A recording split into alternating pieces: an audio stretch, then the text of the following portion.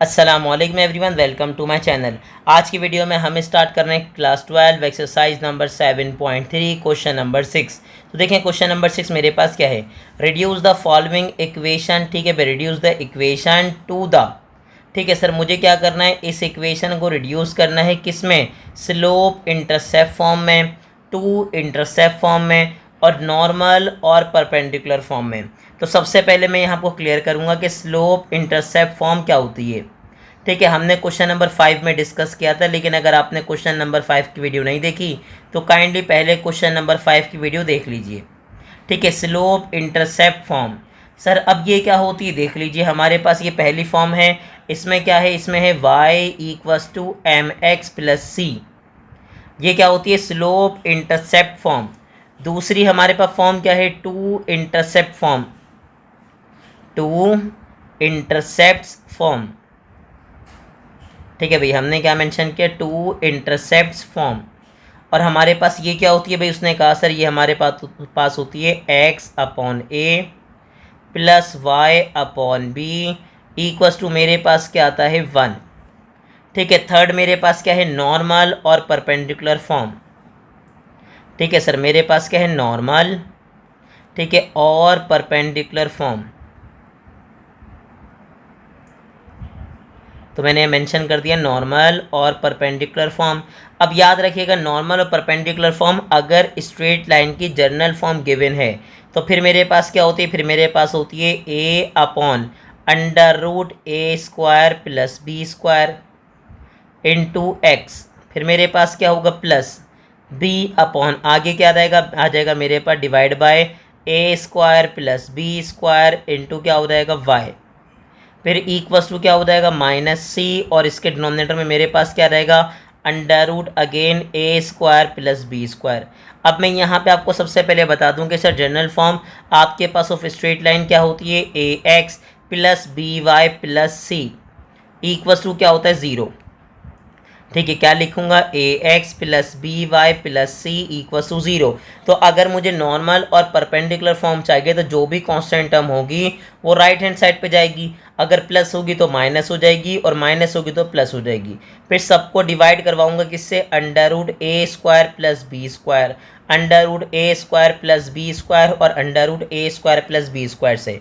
तो ये सारी चीज़ें नोट डाउन कर लिएगा, आपके बहुत काम आने वाले हैं। अब मैं स्टार्ट करूंगा इसका क्वेश्चन। तो मैंने यहाँ से रिमूव कर लिया, मुझे उम्मीद है आपने कॉपी डाउन कर लिया होगा, और अगर आपने कॉपी नहीं किया तो वीडियो को पीछे कीजिए और आराम से इसको नोट डाउन कर लीजिए। ठीक है, तो अब देखते हैं हमारे पास क्वेश्चन क्या है। उसने मुझे इक्वेशन दी है और पहले पार्ट में कह रहा है कि सर आपको किस में चेंज करना है, स्लोप इंटरसेप्ट फॉर्म में। तो चलें हम स्टार्ट करने जा रहे हैं इसका पार्ट नंबर 1। तो हमने मेंशन किया पार्ट नंबर 1 सॉल्व। अब मेरे पास पार्ट नंबर 1 क्या है बता दीजिए। उसने कहा सर मुझे चाहिए स्लोप, ठीक है भाई, इंटरसेप्ट फॉर्म, इंटरसेप्ट और साथ में क्या मेंशन कर दूंगा, फॉर्म। अब जैसे ही आपने लिखा तो आपको याद आ गया कि सर मेरे पास स्लोप इंटरसेप्ट फॉर्म क्या होती है। यहाँ चाहे तो मेंशन कर दीजिएगा y = mx + c। ठीक है, क्या होती है, y = mx + c। इसका मतलब सर याद रखिएगा y की टर्म सिर्फ लेफ्ट हैंड साइड पे रहेंगी, बाकी सारी वैल्यूज़ कहाँ जाएगी, राइट हैंड साइड पे। तो मेरे पास क्या बनेगा, उसने कहा सर देखें इक्वेशन क्या है मेरे पास, इक्वेशन मेरे पास थी 3x + 4y। ठीक है, तो मेरे पास चाहे तो मैं यहाँ इक्वेशन मेंशन कर दूँ ताकि आपको किसी किस्म की प्रॉब्लम ना हो। उसने कहा सर देखें अगर आप पार्ट नंबर 1 कर रहे हैं ना, ये चले पार्ट नंबर 1, मेरे पास इक्वेशन क्या है, इक्वेशन मेरे पास है 3x + 4y, ठीक है, -12 = 0। अब क्या होगा, उसने कहा सर मुझे क्या करना है, मुझे चाहिए सिर्फ y यहाँ पे, बाकी सबको शिफ्ट करूँगा राइट हैंड साइड पे। तो क्या बन जाएगा, उसने कहा सर 4y तो बिल्कुल एज इट इज़ रहा, ये प्लस का 3x माइनस का 3x हो जाएगा, और ये माइनस का 12 यहाँ पे आके क्या हो जाएगा, प्लस का 12। अब बताएं सर यहाँ और नोट कर लीजिए, सर यहाँ पे सिर्फ y है तो y का कोफिशिएंट अगर 4 है तो आपको 1 बनाना पड़ेगा, यानी कि जो भी कोफिशिएंट होगा उसको आप शिफ्ट कर देंगे राइट हैंड साइड पे। तो मेरे पास y से मल्टीप्लाई कौन हो रहा है, उसने कहा सर 4, और ये 4 ही क्या हो जाएगा, बेसिकली मल्टीप्लाई से यहाँ पे क्या हो जाएगा, डिवाइड। ठीक है, जैसे ही आपने मेंशन किया, अब यहाँ पे एक काम कर लीजिए, डिनोमिनेटर ब्रेक कर लेंगे। डिनोमिनेटर क्या कर लेंगे, ब्रेक। जो भी डिनोमिनेटर होगा वही आएगा पहली वाली वैल्यू के साथ, वही डिनोमिनेटर आ जाएगा दूसरी वाली वैल्यू के साथ। अब देखें कुछ कैंसिल आउट हो रहा है, जी सर बिल्कुल कैंसिल आउट हो रहा है, 4 1 ज़ा 4 और 4 3 ज़ा 12। तो मेरे पास स्लोप इंटरसेप्ट फॉर्म क्या बन गई देख के बताइए, -3/4x, फिर प्लस माइनस क्या हो जाएगा माइनस, और मेरे पास आ जाएगा 3, और ये क्या हो जाएगी, ये मेरे पास हो जाएगी स्लोप इंटरसेप्ट फॉर्म। अब याद रखिएगा, देखें स्लोप इंटरसेप्ट फॉर्म क्या थी, y = mx + c, जो m के साथ होता है सर, जो x के साथ होता है वो आपके पास m होता है, यानी कि स्लोप, और ये आपके पास क्या होता है y इंटरसेप्ट। ये बातें आपको याद रखनी है, ये आपके बहुत काम आने वाली हैं, याद रखिएगा, MCQs में ऐसी चीज़ें बहुत काम आती हैं आपके। अब मेरे पास सेकंड पार्ट क्या है, उसने कहा सर अब मुझे चाहिए टू इंटरसेप्ट फॉर्म। क्या चाहिए, मुझे चाहिए टू इंटरसेप्ट, ठीक है, इंटरसेप्ट फॉर्म, तो मैंने मेंशन कर दिया, ठीक है सर, टू इंटरसेप्ट फॉर्म। अब मेंशन करूंगा कि टू इंटरसेप्ट फॉर्म मेरे पास होती क्या है, तो यहाँ मैंने मेंशन कर लिया सर, क्या होगा x/a प्लस आगे क्या होगा y/b इक्वल्स टू क्या बन जाएगा 1। ये क्या है, ये मेरे पास है टू इंटरसेप्ट फॉर्म। आप मेंशन मत कीजिएगा, कोई मसला नहीं, मैं आपको समझाने के लिए मेंशन कर रहा हूँ ताकि आपको प्रॉब्लम ना हो। अब मेरे पास प्रॉब्लम क्या है सर, यहाँ देखें, पहली बात x और y के अलावा जो भी मेरे पास कांस्टेंट नंबर होगा वो कहाँ शिफ्ट होगा, राइट हैंड साइड पे।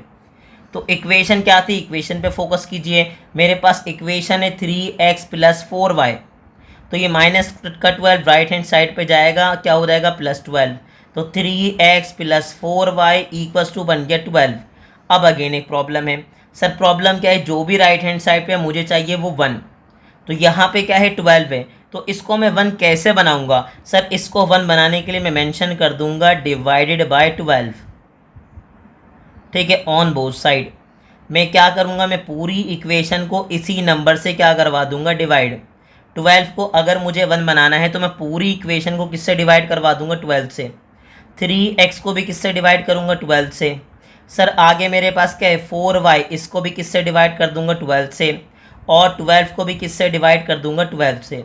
तो मुझे बताएं अब मुझे क्या मिलेगा, उसने कहा सर देखें यहाँ पे 3 1 ज़ा 3, 3 4 ज़ा 12, 4 1 ज़ा 4, 4 3 ज़ा 12 एंड 12 1 ज़ा 12। तो आपको कैंसिल आउट करने के बाद क्या मिला, आपको मिला x/4, फिर मुझे क्या मिला बताइए y/3, साथ में मिल गया इक्वल्स टू 1, इक्वल्स टू क्या मिल गया 1, और यही इसका प्यारा सा क्या हो गया आंसर, ठीक है। ये मेरे पास क्या हो गया टू इंटरसेप्ट फॉर्म। अब मुझे थर्ड पार्ट में क्या चाहिए, मुझे थर्ड पार्ट में चाहिए नॉर्मल और परपेंडिकुलर फॉर्म, तो मैंने यहाँ मेंशन किया सर, अब क्या करेंगे पार्ट नंबर 3, और पार्ट नंबर 3 में बताइए क्या है नॉर्मल, ठीक है, मैंने मेंशन किया नॉर्मल और परपेंडिकुलर फॉर्म, ठीक है सर, हम मेंशन कर रहे हैं नॉर्मल और परपेंडिकुलर, ये आ गई फॉर्म। अब जैसे ही आपने बोला तो आपके माइंड में वही वाली कंडीशन आ गई कि सर मेरे पास क्या होगा, हर वैल्यू डिवाइड होगी। चले मैं यहाँ पे मेंशन कर दूँ ताकि आपको याद रहे, सर हमारे पास क्या होता है a डिवाइड बाय मेरे पास क्या रहेगा √a² + b² x, फिर क्या आएगा +y, ठीक है सॉरी +b डिवाइड बाय मेरे पास क्या रहेगा √a² + b², फिर क्या हो जाएगा y, और यहाँ पे जो भी कांस्टेंट होगा कहाँ शिफ्ट करेंगे, राइट हैंड साइड पे, और डिवाइड में मेरे पास अगेन आ जाएगा a² + b²।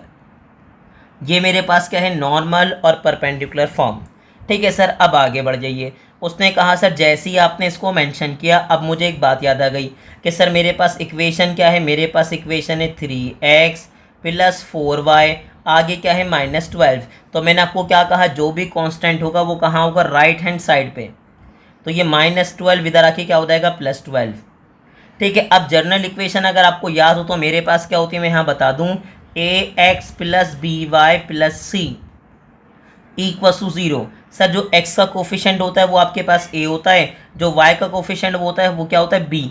अब मैं यहाँ मेंशन करूँगा √a² + b², ठीक है सर। मुझे क्या फाइंड आउट करना है, मुझे फाइंड आउट करना है √a² + b² की वैल्यू।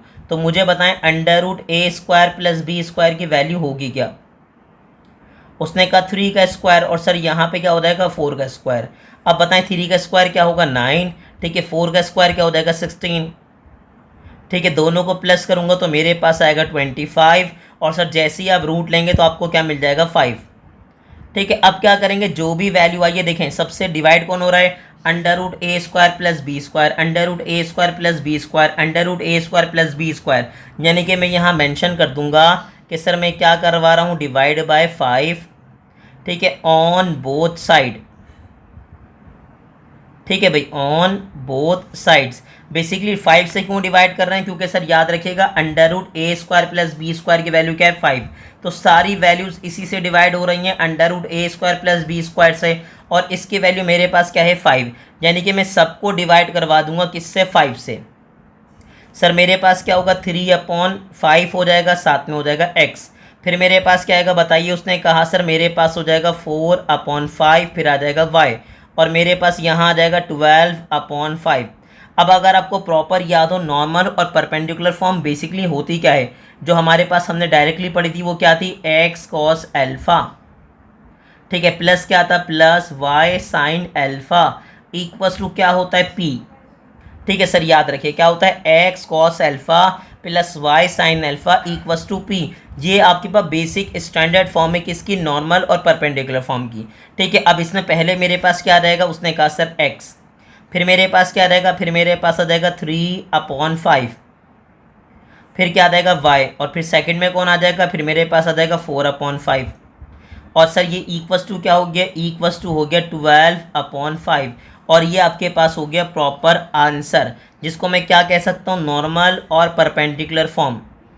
ठीक है सर, तो यही इसका बेसिकली क्या हो गया आंसर। तो मुझे पूरी उम्मीद है कि क्वेश्चन नंबर 6 आपको बहुत ही अच्छे से क्लियर हो गया होगा। आपको इसकी प्रैक्टिस करनी है क्योंकि पेपर में इस टाइप के क्वेश्चन पूछ लिए जाते हैं, तो आप इसकी प्रैक्टिस करेंगे। और ऐसे ही इन्फॉर्मेटिव वीडियोस देखने के लिए हमारे चैनल को लाइक करें, सब्सक्राइब करें और ज़्यादा से ज़्यादा अपने क्लास फेलो से शेयर करें।